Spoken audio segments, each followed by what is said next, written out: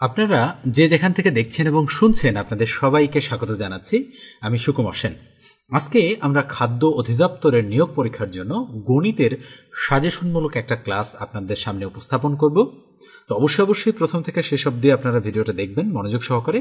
আমি আশা করি যে এই যে ক্লাসগুলো এগুলো এপিসোড আকারে আপনাদের সামনে উপস্থাপন করা হবে এবং এখান থেকে আপনারা সর্বোচ্চ সংখ্যক গণিত কমন পাবেন। এরই ধারাবাহিকতায় আমরা পাশাপাশি বাংলা, এরপরে সাধারণ জ্ঞান এবং অন্যান্য বিষয়গুলোর ভিডিও আপলোড করার চেষ্টা করব। তো অবশ্যই আপনারা প্রথম থেকে শেষ পর্যন্ত মনোযোগ সহকারে দেখবেন।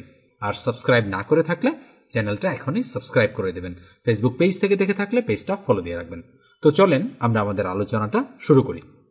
তো দেখেন, এই যে অঙ্কটা আমরা ৮০ নম্বর যে অঙ্কটা, সেই অঙ্কটাতে বলা হচ্ছে কি রুট ওভার মানে square root 5 to the power x plus 1 equal cube root 5 to the power 2x minus 1 হলে x এর মান কত।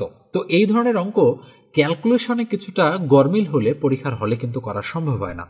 তো কি বলা আছে বলেন তো দেখে, অঙ্কটাতে বলা আছে রুট ওভার মানে এটাকে আমরা রুট বলি কিন্তু এর অরিজিনাল নাম হচ্ছে স্কোয়ার রুট। তো যাই হোক, আমরা রুট বলেই এটা অভ্যস্ত। তাহলে root 5 to the power x plus 1।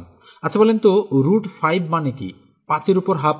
তাহলে নিঃসন্দেহে আমরা এটাকে এভাবে বলতে পারি যে 5 তার উপর হাফ রয়েছে এবং তার উপরে পাওয়ার রয়েছে x প্লাস 1। মনে রাখবেন এই রুট 5টাকে আমরা 5 টু দি পাওয়ার হাফ করলাম। তাহলে ইকুয়াল একইভাবে এটা কিউব রুট, যেহেতু এটা স্কোয়ার রুট তাই হাফ হয়েছে, এটা যেহেতু কিউব রুট তাই 5 টু দি পাওয়ার 1/3 হবে। ওকে, এখানে যদি 4 থাকতো নিচে 4, এখানে যদি 5 থাকতো নিচে 5। ওকে, আর এখানে যেহেতু স্কোয়ার রুট কিছু না থাকা মানে এখানে 2 কল্পনা করবেন, এই জন্য কিন্তু হাফ হয়েছে এটা। তাহলে টু দি পাওয়ার তার উপর কত থাকে 2x মাইনাস হচ্ছে 1। এখন এই জিনিসটা যদি আমরা ক্যালকুলেশন করি তাহলে আমাদের কি দাঁড়ায় বলেন তো দেখি। আমরা নিচে লিখব বা এই যে পাওয়ার অর্থাৎ হাফ এবং x প্লাস 1 এই দুটো কিন্তু গুণ হবে। তাহলে 5 to the power x plus 1টা উপরে যাবে এবং এই 2টা নিচে আসবে ইকুয়াল 5 টু দি পাওয়ার এই যে 2x মাইনাস 1টা এটা উপরে যাবে। তাহলে আমরা লিখব 2x মাইনাস 1, নিচে কে থাকবে? নিচে থাকবে 3। এবার মনে রাখেন যে নিচেরটাকে বলা হয় বেজ। এটা এই যে 5 এই যে 5 এই দুটোকে বলা হয় বেজ। বেজ মানে ভিত্তি। ভিত্তি যদি একই হয় তাহলে ভিত্তি দুটো বাদ দিয়ে আমরা পাওয়ার সমান পাওয়ার লিখতে পারি। তাহলে 5 আর 5 সেম জিনিস, এই দুটো বাদ। তাহলে আমরা লিখব বা x প্লাস 1 ভাগ 2 ইকুয়াল হচ্ছে 2x মাইনাস 1 ভাগ হচ্ছে 3, তাই না? তাহলে এবার এটা দ্বারা এটাকে গুণ, এটা দ্বারা এটাকে গুণ, যেটাকে আমরা আর গুণ বা বজ্রগুণ বলি, আমরা এই লাইনের পর এখানে করার চেষ্টা করি। তাহলে বাকি হবে এটা দ্বারা এটাকে গুণ করলে 2 দুগুণ 4x মাইনাস 2 দ্বারা 1কে গুণ করলে কত হয় 2 1 2 ইকুয়াল চিহ্ন দিলাম। 3 দ্বারা xকে গুণ করলে কত হয় 3x এবং 3 দ্বারা 1কে গুণ করলে কত হয় 3 1 3। তাহলে বা 4x থাকলো এইদিকে, 3x এইদিকে আসলে মাইনাস 3x হয়ে যায় ইকুয়াল 3 থাকলো এইদিকে, এই 2 এদিকে আসলে প্লাস 2 হয়ে যায়। মাইনাসটা প্লাস হয়, প্লাসটা মাইনাস হয় সমান চিহ্ন অতিক্রম করলে। তাহলে বা x ইকুয়াল 3 আর 2 কত হয় বলেন তো দেখি 5। তাহলে সুতরাং আমরা বলতে পারি x ইকুয়াল টু আমাদের অ্যান্সার কত 5। দেখেন এখানে অ্যান্সারটা কিন্তু 5-এ রয়েছে আমাদের। তাহলে নিঃসন্দেহে আপনারা বুঝে গিয়েছেন। এবং এই ধরনের সূচক থেকে একটা অঙ্ক, এটা কিন্তু সূচকের অঙ্ক, সূচক থেকে একটা অঙ্ক অর্থাৎ একটা চ্যাপ্টার সূচক এবং লগ, এখান থেকে একটা অঙ্ক কিন্তু আপনাদের খাদ্য অধিদপ্তরের পরীক্ষায় চলে আসবে। আপনারা বিগত সালের প্রশ্নগুলো যদি অ্যানালাইসিস করেন তাহলে অবশ্যই আপনারা এই ধরনের অঙ্ক দেখতে পাবেন। তো অবশ্যই আপনারা বুঝেছেন অঙ্কটা। মনে রাখবেন সূচক এবং লগের অঙ্ক থেকে একটা অঙ্ক অবশ্যই আসবে। তো আমরা একটা সাজেশন তৈরি করছি, যদিও পরীক্ষা সন্নিকটে, আপনারা যারা নিতে চান তারা যোগাযোগ করবেন 01642702760 হোয়াটসঅ্যাপে আপনারা আমার সঙ্গে যোগাযোগ করবেন। ঠিক আছে, খাদ্য অধিদপ্তরের সাজেশন নিতে এখানে সকল বিষয়ের সাজেশন একেবারেই ছোট আকারে দেওয়া রয়েছে, যতটুকু না পড়লেই নয়। আমি বলছি না যে একেবারেই আপনারা শতভাগ কমন পাবেন, কিন্তু গোছানো একটা প্রিপারেশনের জন্য আপনার সাজেশনটা নিয়ে পড়তে পারেন। তবে অতীতে যাদের পড়া নেই তারা আবার এই সাজেশন নিয়ে খুব একটা লাভ করতে পারবেন না, কারণ হচ্ছে এখানে কিন্তু একেবারে বুলেটিন অংশ রাখা হয়েছে, অর্থাৎ যতটুকু না পড়লেই নয় ততটুকু। এখান থেকে ধরেন আপনি 50 বা 60% কমন পেয়ে যাবেন, 100% কখনোই পাবেন না। তো আমি সে গ্যারান্টিও আপনাদেরকে দেব না। তো যদি নিতে চান তাহলে এই নম্বরে হোয়াটসঅ্যাপে আমাকে আপনারা মেসেজ করবেন বা সরাসরি আপনারা চাইলে কলও করতে পারেন। তো যতটুকু সম্ভব আপনারা আমাকে হোয়াটসঅ্যাপে মেসেজ করার চেষ্টা করবেন। ওকে, এবার আমরা পরেরটাতে চলে যাচ্ছি। এবারে স্ক্রিনের এই যে অঙ্কটা রয়েছে 78 নম্বর অঙ্কটা, এটা একটু ভালোভাবে দেখেন। X square plus 1/x square equal to 79 যদি হয়, তবে এক্স প্লাস 1 ভাগ এক্স এর মান কত? ওকে, আমাদের সাধারণত থাকে কি এই জিনিসটার মান দেওয়া থাকে এবং এরকম একটা জিনিসের মান বের করতে বলে, কিন্তু এখানে উল্টো জিনিসটা দেওয়া রয়েছে। তাহলে আমরা দেওয়া আছে থেকে অঙ্কটা শুরু করব। কি দেওয়া আছে বলেন তো দেখি? এক্স স্কোয়ার প্লাস 1 ভাগ এক্স স্কোয়ার ইকুয়াল 79, এটা দেওয়া রয়েছে। তাহলে আমরা বা কি করব? আমরা সূত্র ফেলবো, A square plus B square. এই যে A square plus B square বানাই দিলাম, ইকুয়াল 79। তাহলে আমরা লিখব বা A plus B whole square minus 2ab। নিশ্চয়ই আপনারা অনুসিদ্ধান্তটা জানেন এ স্কোয়ার প্লাস বি স্কোয়ারের। তাহলে A plus B whole square minus 2 into A into B equal কত? 79। তাহলে বা আমরা এক্স প্লাস 1 ভাগ এক্স তার উপর স্কোয়ার, এই যে দেখেন এটা আর এটা ক্রস, তাহলে 2 একে কত? 2। তাহলে এই 2 এই দিকে গেলে 79 আর 2 কত হয়? 81। এটা মাইনাস এই দিকে গেলে প্লাস হয়ে যাচ্ছে। তাহলে আমরা বলতে পারি বা এক্স প্লাস 1 ভাগ এক্স ইকুয়াল, এই যে দেখেন এখানে 81কে আমি কিন্তু 9 এর স্কোয়ার বানাতে পারি। তো 9 এর স্কোয়ার যদি আমি বানাই তাহলে স্কোয়ার আর এই স্কোয়ারটা বাদ যাচ্ছে, বাদ গেলে প্লাস মাইনাস 9 থাকে। নিঃসন্দেহে আপনারা এই জায়গাটা বুঝতে পেরেছেন যে দেখেন আমি 81কে কি লিখতে পারি? আমি 81কে 9 এর উপর স্কোয়ার লিখতে পারি। এই যে স্কোয়ার আর এই যে স্কোয়ার, এই দুটো কি যাচ্ছে? বাদ যাচ্ছে। তাহলে আমি এক লাইনেই লিখলাম প্লাস মাইনাস 9। তার মানে নিঃসন্দেহে আমাদের এটার অ্যান্সার প্লাস মাইনাস 9। এই অঙ্কগুলোতে যদি এমন থাকতো একটা প্লাস 9 একটা মাইনাস 9 আর একটা অ্যান্সার প্লাস মাইনাস 9, তাহলে কিন্তু এটাই রাইট। যদি এটা না থাকতো তাহলে কিন্তু আমরা এটাকে রাইট ধরতাম। আবার যদি এটাও না থাকতো তাহলে প্লাস 9 থাকতো, এটাকে আমরা রাইট ধরতাম। যেহেতু এখানে প্লাস মাইনাস দুটোই রয়েছে, তার মানে আমরা একটা সংখ্যাকে মানে দুই পাশে যদি আমরা বর্গ কেটে দেই তাহলে অবশ্যই আমাদের প্লাস মাইনাস আসে। কেন আসে আমি একটু কারণ বলি। ধরেন আমি -2 তার উপর স্কোয়ার দিলাম, ওকে, আবার আমি +2 তার উপর স্কোয়ার দিলাম, তো এটাও 4, এটা ক্যালকুলেশন করলে এটাও 4। কিন্তু এই 4 দেখে বোঝার উপায় আছে কি যে এর অরিজিন হচ্ছে মাইনাস আর এর অরিজিন হচ্ছে প্লাস? বোঝা যায় না। এই জন্য আমরা প্লাস মাইনাস দুটাকেই রাখি। ঠিক আছে, বুঝতে পেরেছেন আপনারা 78 নম্বর অঙ্কটা? এবার আমরা পরের অঙ্কে চলে যাচ্ছি। 75 নম্বর অঙ্কটা দেখেন কি বলা হচ্ছে। সরল সুদের হার শতকরা কত টাকা হলে যে কোনো মূলধন 8 বছরে সুদে আসলে 3 গুণ হবে? খুবই সুন্দর একটা অঙ্ক। ওকে, আপনারা অনেকেই হয়তো এই ধরনের অঙ্ক দেখেছেন। তাহলে কি বলা হচ্ছে? এখানে কিন্তু একটাই সংখ্যা যে কোনো মূলধন 8 বছরে সুদে আসলে 3 গুণ হবে। এখানে কিন্তু 3 গুণের কথা বলা হচ্ছে, খেয়াল করেন। তাহলে অঙ্কে তথ্যগুলো কি? সরল সুদের হার শতকরা কত টাকা হলে, তার মানে আমাদের সুদের হার বের করতে বলেছে, এটা হচ্ছে আমাদের টার্গেট। আচ্ছা, 8 বছর, তার মানে বছর 8 দেওয়া আছে এবং বলা হচ্ছে সুদে আসলে 3 গুণ হবে। তাহলে এখানে তথ্যটা হচ্ছে সুদে আসলে কয় গুণ হবে? 3 গুণ। খুবই গুরুত্বপূর্ণ একটা জিনিস, এখানে সুদে আসলে 3 গুণ হবে এটা বলা হচ্ছে। তাহলে দেখেন এই ধরনের অঙ্কের ক্ষেত্রে আমরা কি ধরে নিব? আমরা ধরে নিব যে ধরি আসল হচ্ছে 100 টাকা। আমরা চাইলে ক টাকা বা এক্স টাকাও ধরতে পারি। তাহলে আমরা কি ধরবো? আমরা ধরলাম যে ধরি আমাদের আসল 100 টাকা। আমরা কিন্তু রিটেনের জন্য করছি না, আমরা এমসিকিউ টাইপের জন্য করছি যে আসল 100 টাকা আমরা ধরে নিলাম। আচ্ছা বলেন তো সুদে আসলে 3 গুণ হওয়ার অর্থ কি? তাহলে আমরা কি বলতে পারি না যে সুদে আসলে টাকাটা 300 টাকা হবে? নিঃসন্দেহে বলা যায়। তাহলে বলেন তো দেখি, আসল যদি 100 টাকা হয়, সুদে আসলে যদি 300 টাকা হয়, তাহলে শুধু সুদ কত? সুদ কিন্তু 200 টাকা। আমরা নিশ্চয়ই জানি যে সুদ আসল থেকে আসল বাদ দিলে শুধু সুদটা পাওয়া যাবে। এই যে 200 টাকা সুদ, সেটা কয় বছরে বলেন তো দেখি? 8 বছরে। আর সুদের হার মানে কি? সুদের হার মানে হচ্ছে প্রতি বছর কত টাকা করে সুদ। এটা কিন্তু সরল সুদ, প্রতি বছরে কত টাকা করে সুদ। তাহলে 8 বছরের সুদ কয় টাকা? 200 টাকা। তাহলে 1 বছরের সুদ কয় টাকা? তাহলে অবশ্যই 200কে যদি আমি 8 দ্বারা ভাগ করি তাহলে 1 বছরের সুদ পাওয়া যাবে। তাহলে 8 25 200, তাহলে নিঃসন্দেহে সুদের হার হচ্ছে শতকরা 25 টাকা। আপনারা অবশ্যই বুঝতে পারতেছেন বিষয়টা। এইভাবে কিন্তু এই অঙ্কটা বুঝে আমাদেরকে অ্যান্সার করতে হবে। ওকে, এবার আমরা পরেরটাতে চলে যাচ্ছি। 74 নম্বর অঙ্কটা দেখেন, বলা হচ্ছে কোন বৃহত্তম সংখ্যা দিয়ে 102 ও 186কে ভাগ করলে প্রত্যেকবার 6 অবশিষ্ট থাকবে? ভালো করে খেয়াল করেন, কোন বৃহত্তম সংখ্যা দিয়ে 102 ও 186কে ভাগ করলে প্রত্যেকবার 6 অবশিষ্ট থাকবে? তাহলে আমরা এই ধরনের অঙ্ক কিভাবে করি? আমরা কিন্তু এই ধরনের অঙ্ক করি গসাগু এর সাহায্যে। তো যেহেতু বলেছে প্রত্যেকবার 6 অবশিষ্ট থাকবে, আমরা শুরুতে 102 থেকে 6 বিয়োগ করে নেব। তাহলে 102 থেকে যদি আমি 6 বাদ দেই তাহলে কত থাকে বলেন তো দেখি? 6 আর 9 96, তাই না? আবার 186 থেকে যদি আমি 6 বাদ দেই তাহলে কত থাকে বলেন তো দেখি? 180। তাহলে এটা হলো 96, এটা হলো 180। তো এখন 96 এবং 180 এর গসাগু কত? তাহলে গসাগু বের করলেই কিন্তু এই ধরনের অঙ্ক আমরা বের করে ফেলতে পারি। তাহলে 96 একে 96 আমরা বসাই দিলাম। অবশিষ্ট কত থাকে আমাদের দেখেন, তাহলে 6 আছে 10, তার মানে 4, হাতে 1, 9 এর একে 10, তার মানে 84। 84 দ্বারা আমরা 96কে ভাগ করব। তাহলে ভাগ করলে কত হয়?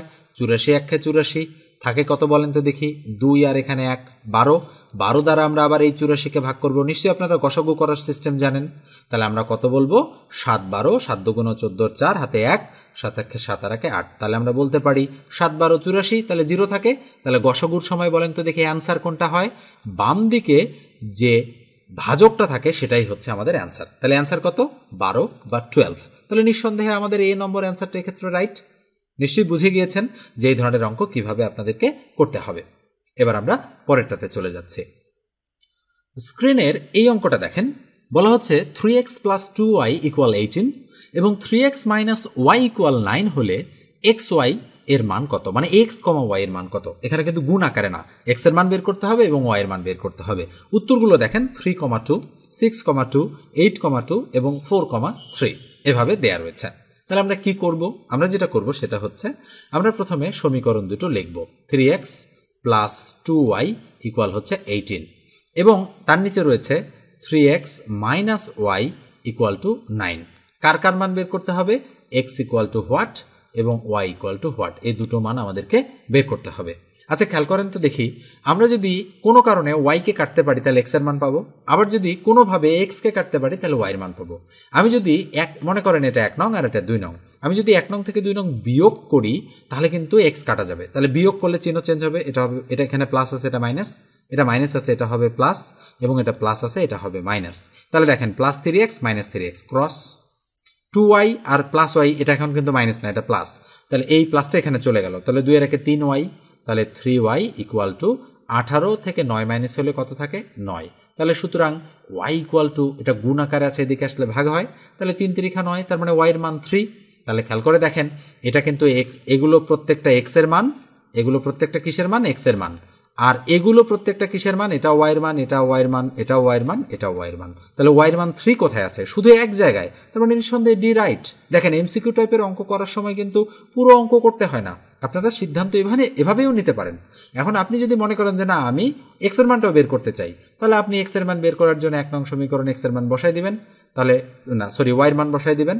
তাহলে 3x + 2 * y এর মান কত? 3। তাহলে 3 বসালাম, ইকুয়াল হচ্ছে 18। দেখেন এটাতে কিন্তু আমি বসাচ্ছি। তাহলে 3x = 18 এইদিকে, আর 3 2 6 মাইনাস হয়ে গেল, এই যে দেখেন প্লাস ছিল মাইনাস হয়ে গেল। তাহলে আমরা কি বলবো? 3x = 18 থেকে 6 গেলে 12। তাহলে সুতরাং x এর মান কত? 12কে 3 দ্বারা ভাগ, তাহলে 3 4 12। দেখেন এবার একটা 4 আর একটা 3। তাহলে আমরা অ্যান্সারটা লিখবো x, y = আমাদের অ্যান্সার হবে 4,3। এইভাবেই কিন্তু আমাদের অ্যান্সার লিখতে হয়। নিঃসন্দেহে আপনারা বুঝে গিয়েছেন যে কিভাবে করতে হবে এই ধরনের অঙ্কগুলো। তো এমসিকিউ টাইপের পরীক্ষায় যেহেতু সময় কম থাকে, তো সেক্ষেত্রে আপনারা অবশ্যই পুরো অঙ্ক করবেন না, যতটুকু পর্যন্ত করলে অঙ্কটা আপনারা বুঝতে পারবেন যে অ্যান্সার হয়ে গিয়েছে, সেখান থেকে আপনারা ক্লোজ করে দেবেন। এবার আমরা পরেরটাতে চলে যাচ্ছি। এই অঙ্কটা দেখেন, বলা হচ্ছে x² - 7x + 6 কে উৎপাদকে বিশ্লেষণ করলে কোনটি হবে? খুবই সুন্দর একটা অঙ্ক এবং সহজ এই ধরনের অঙ্কগুলো, তবে পরীক্ষায় কিন্তু আসতে দেখা যায়। তাহলে আমরা কি করব? আমরা অঙ্কটা আগে তুলি। অঙ্কটা হচ্ছে x² - 7x + হচ্ছে 6। তো এখন আমরা যদি ক্যালকুলেশন করি তাহলে মিডল টার্ম করতে হবে, 6কে 7 বানাতে হবে। তাহলে 6 1 6, 6 আর 1 7, তাহলে নিঃসন্দেহে মিডল টার্ম হয়ে যাবে। তাহলে 6x² মাইনাস এখানে কি দিতে হবে?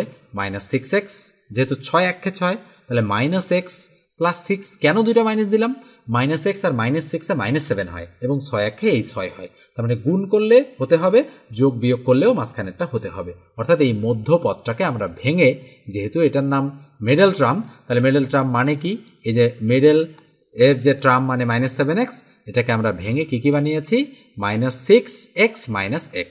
এই জন্য এটার নাম হচ্ছে মিডল টার্ম ব্রেকআপ বা মধ্য পদটাকে ভাঙানো। তাই না? তাহলে এবার আমরা অঙ্কে চলে যাচ্ছি। তাহলে ইকুয়াল আমরা এক্স কমন নিতে পারি এই দুটোর মধ্যে, তাহলে এক্স কমন নিলে এক্স মাইনাস সিক্স থাকে, মাইনাস এখান থেকে যেহেতু কিছু কমন যায় না ওয়ান কমন নিতে পারি, তাহলে এক্স মাইনাস সিক্স থাকে। দেখেন এই চিহ্নটা চেঞ্জ হয়ে কিন্তু মাইনাস হলো, কেন হলো? এখানে প্লাস আর এখানে মাইনাস, প্লাসে মাইনাসে মাইনাস এক্স, আর এখানে মাইনাস এখানে মাইনাস, মাইনাসে মাইনাসে প্লাস সিক্স।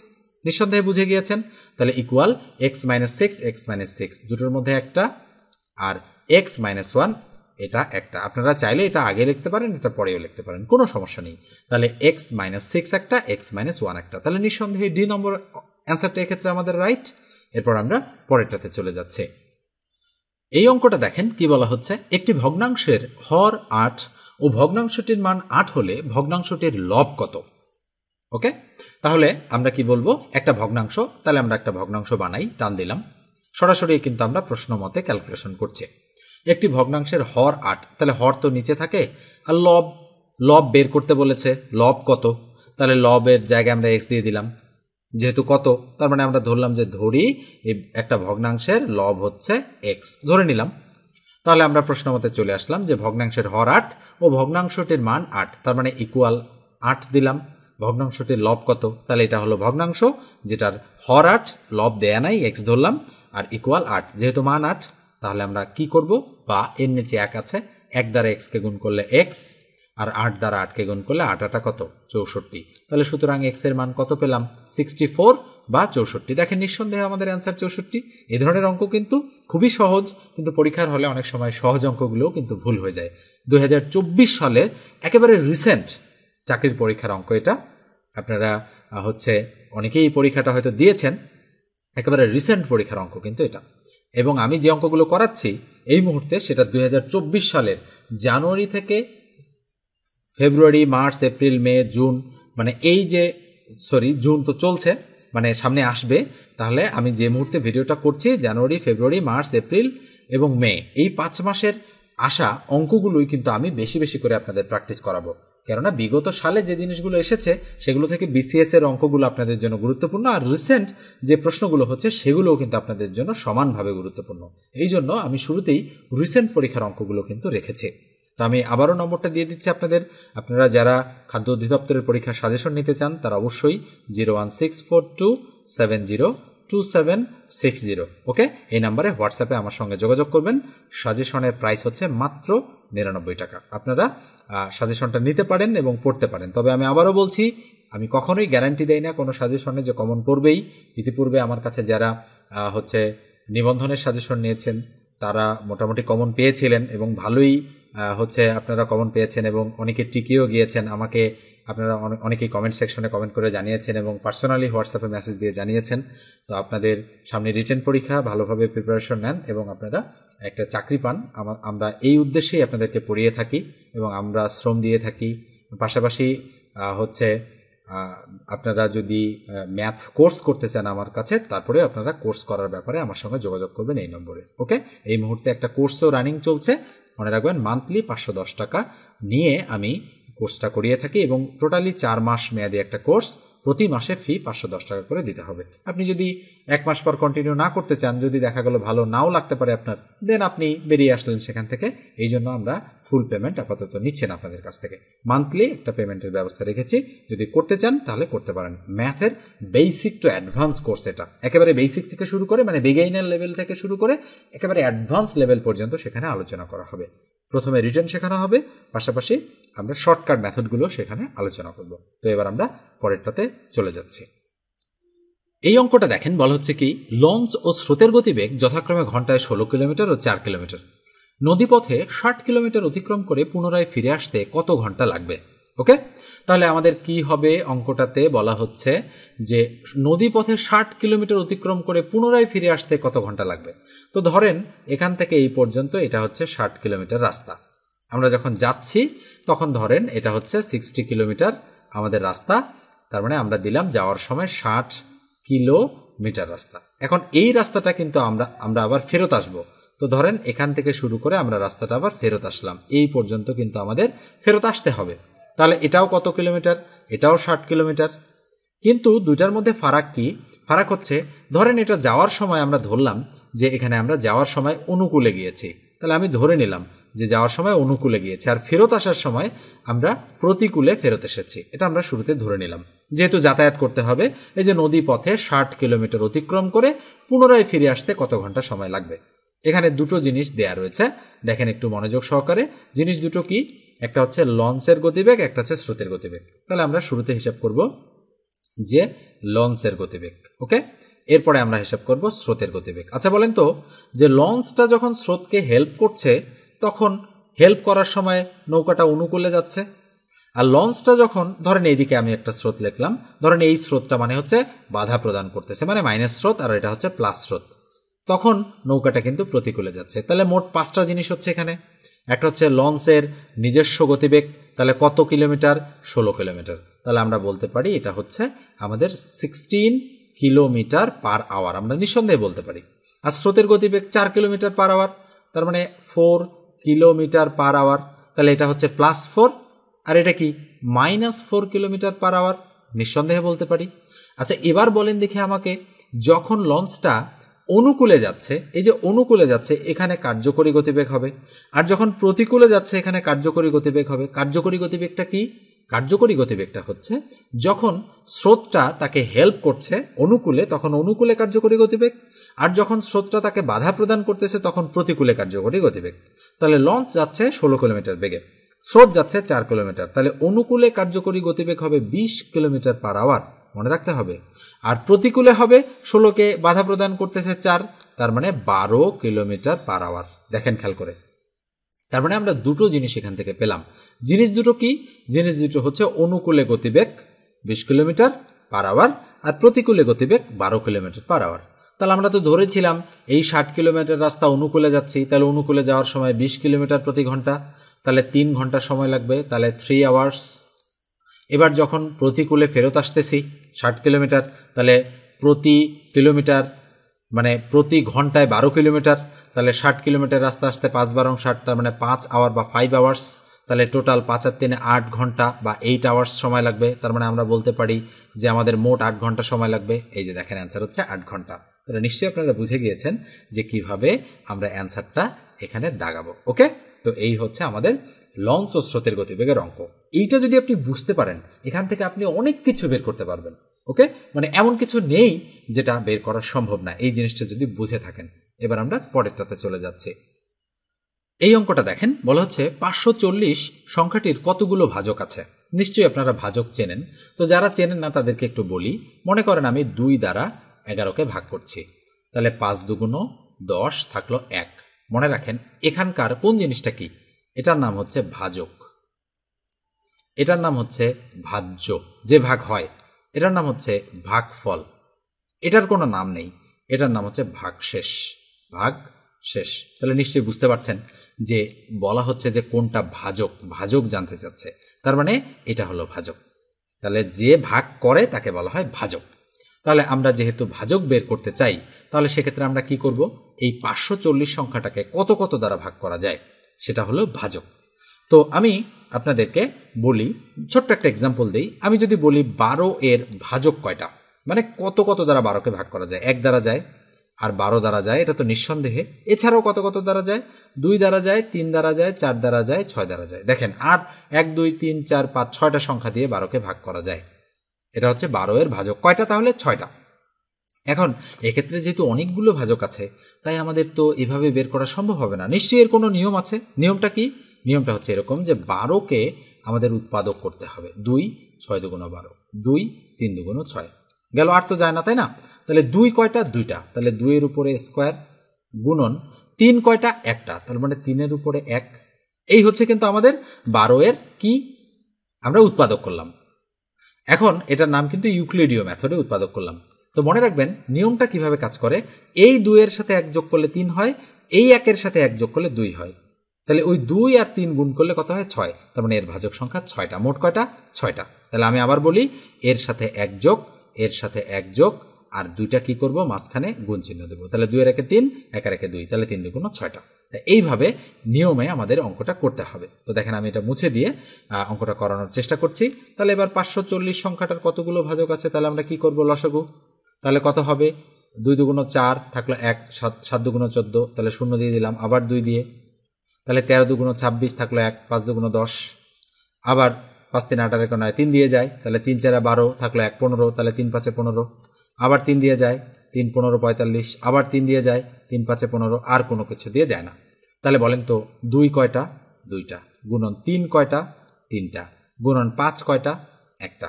খেয়াল করে দেখেন। তাহলে আমরা এবার কি করব? এই 2 এর সাথে 1 যোগ, এই 3 এর সাথে 1 যোগ, এই 1 এর সাথে 1 যোগ, যোগ করে সবগুলো ব্র্যাকেট দিয়ে আমরা গুণ করে ফেলবো। ওকে, গুণ মানে ইনটু। তাহলে 2 এর 1 3, ইনটু 3 এর 1 4, ইনটু 1 এর 1 2, তাহলে 3 4 12, 12 2 24, তাহলে ভাজক কয়টা আছে? 24টা। দেখেন এইভাবে অঙ্ক কিন্তু করতে হবে আপনাদেরকে। নিশ্চয়ই আপনারা বুঝে গিয়েছেন। এখন এখানে 1240 এর জায়গায় যদি 72 সংখ্যাটির কতগুলো ভাজক আছে, আবার যদি আমি বলি 1024 সংখ্যাটার কতগুলো ভাজক আছে, নিঃসন্দেহে আপনারা বের করে ফেলতে পারবেন, কোনো প্রবলেমই হবে না আপনাদের এক্ষেত্রে। শুধু নিয়মটা বুঝতে হবে এবং এগুলো মনে রাখতে হবে, দেন অ্যাপ্লাই করে দিতে হবে। এরপর আমরা পরের অঙ্কটাতে চলে যাচ্ছি। এই অঙ্কটা দেখেন, বলা হচ্ছে কি 125 ডিগ্রি কোণের সম্পূরক কোণ কত?